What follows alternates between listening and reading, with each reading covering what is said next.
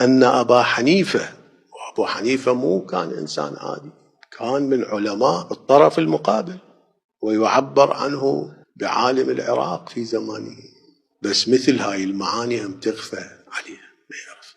جاء أبو حنيفة إلى الإمام الصادق صلوات الله عليه، قال: رأيت ولدك موسى عليه السلام، الإمام الكاظم، يصلي الظاهر في المسجد، شايفه في المسجد الحرام أو في مسجد النبي، رأيته يصلي والناس يعبرون أمامه، إلا أنه لم ينههم عن ذلك. يقول هم لا تعبرون من أمامه لأن تقطعون اتصالي بربي. فكرة هذا، مع أن هذا العمل أبو حنيفة يقول مع أن هذا العمل غير صحيح، لأنك متصل بربك، وإذا عبر أحد قطع الاتصال، هذا مبلغه من العلم. فالإمام الصادق صلوات الله عليه قال: ادعوا لي ولدي، ادعوا الإمام الكاظم. لما حضر الإمام كرر له الإمام الصادق ما قاله أبو حنيفة: شلون تصلي والناس يعبرون من أمامك؟ هاي صلاتك ما بها قرب، ما بها اتصال.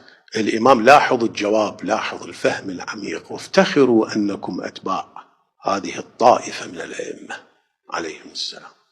قال له الإمام: إن الذي كنت أصلي له كان أقرب إلي منه، يقول الله عز وجل: ونحن أقرب إليه من حبل الوريد. إذا هو أقرب إلي من حبل الوريد، بعد هذا اللي يعبر أقرب لو هو أقرب. فاحتضنه الإمام الصادق صلوات الله عليه وقال: بأبي أنت وأمي يا مستودع الأسرار.